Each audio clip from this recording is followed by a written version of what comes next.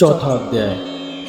चंचला की शिव कथा सुनने में रुचि और शिवलोक गमन। ब्राह्मण बोले, नारी, तुम सौभाग्यशाली हो जो भगवान शंकर की कृपा से तुमने वैराग्यपूर्व शिव पुराण की कथा सुनकर समय से अपनी गलती का एहसास कर लिया है। तुम डरो मत और भगवान शिव की शरण में चले जाओ। उनकी परम कृपा से तुम्हारा सभी पाप नष्ट हो जाएंगे।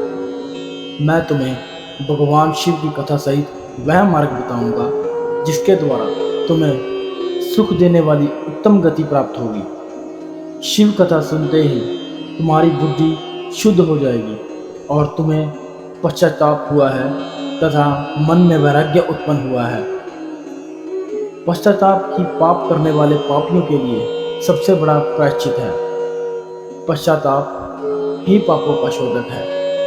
इससे ही पापों की शुद्धि, सत्पुरुषों के अनुसार पापों की शुद्धि के लिए प्रायश्चित पश्चाताप से ही संपन्न होता है। जो मनुष्य अपने कुकर्म के लिए पश्चाताप नहीं करता वह उत्तम गति प्राप्त नहीं करता, परंतु जिसे अपने कृत्य पर हार्दिक पश्चाताप होता है वह अवश्य उत्तम गति का भागीदार होता है। इसमें कोई शक नहीं है। शिव पुराण की कथा सुनने से चित्त की शुद्धि एवं मन निर्मल हो जाता है। शुद्ध चित्त में ही भगवान शिव व पार्वती का वास होता है। वह शुद्धात्मा पुरुष सदाशिव के पद को प्राप्त होता है। इस कथा का श्रावण सभी मनुष्यों के लिए कल्याणकारी है, अतः इसकी आराधना व सेवा करनी चाहिए। यह कथा बवंडर रूपी रोग का नाश करने वाली है। भगवान शिव की कथा सुनकर हृदय में उसका मनन करना चाहिए।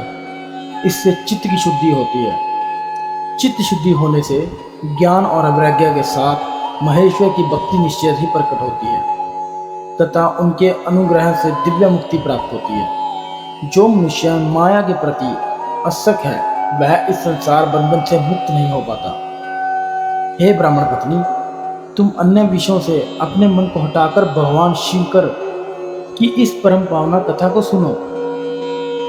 इससे तुम्हारे चित्त की शुद्धि होगी और तुम्हें मोक्ष की प्राप्ति होगी। जो मनुष्य निर्मल हृदय से भगवान शिव के चरणों का चिंतन करता है उसकी एक ही जन्म में मुक्ति हो जाती है। सूत जी कहते हैं, शौनक, यह कहकर वे ब्राह्मण चुप हो गए। उनका हृदय करुणा से भर गया। वे ध्यान में मगन हो गए।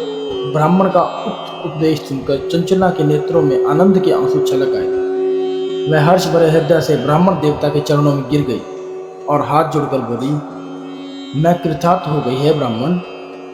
शिव भक्तों में श्रेष्ठ स्वामी आप धन्य हैं। आप परमार्शदर्शी हैं और सदा परोपकार के लिए लगे हैं। साधो, मैं नरक के समुद्र में गिर रही हूँ,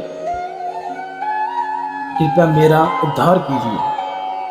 जिस पौराणिक व अमृत के सम्मान सुंदर शिव पुराण कथा की बात आपने की है उसे सुनकर ही मेरे मन का वैराग्य उत्पन्न हुआ है। उस अमृतमय शिव पुराण को सुनने के लिए मेरे मन में बड़ी श्रद्धा हो रही है। कृपया आप मुझे उसे सुनाइए। सूत जी कहते हैं, शिव पुराण की कथा सुनने की इच्छा मन में ही चंचला उन ब्राह्मण देवताओं की सेवा में वही रहने लगी। उस गुणार्क नामक महाक्षेत्र में उस ब्राह्मण देवता के मुख से चंचला शिव पुराण की भक्ति, ज्ञान और वैराग्य बढ़ाने वाली, मुक्ति देने वाली परम उत्तम कथा सुनकर कृतार्थ हुई। उसका चित्त शुद्ध हो गया। वह अपने हृदय में शिव के सगुण रूप के चिंतन करने लगी। वह सदैव शिव के सचिंदानमय स्वरूप का स्मरण करती थी। तत्पश्चात अपना समय पूर्ण होने पर चंचला ने बिना किसी कष्ट के अपना शरीर त्याग दिया। उसे लेने के लिए एक दिव्य विमान वहां पहुंचा। यह विमान शोभा साधनों से सजा हुआ था, एक शिव गणों के समुचित था। चंचला विमान में शिवपुरी पहुंची। उसके सारे पाप धुल गए। वह दिव्यांगना हो गई। वह गौरी गंगा देवी मस्तक पर अर्धचंद्र का मुकुट व अन्य दिव्य आभूषण पहने शिवपुरी पहुंची। वह उसने सनातन देवता त्रिनेत्रधारी महादेव शिव को देखा। सभी देवता उनकी सेवा में भक्तिभाव से उपस्थित थे। उनकी अंग कांति करोड़ों सूर्यों के समान प्रकाशित हो रही थी। 5 मुख और एक हर मुख में 3 नेत्र थे। मस्तक पर अर्धचंद्राकार मुकुट शोभायमान था। कंठ में नील चिन्ह था।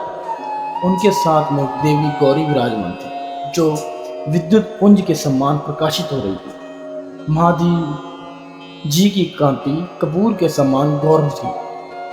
उनके शरीर पर श्वेत वस्त्र थे तथा शरीर श्वेत वस्त्र से युक्त था।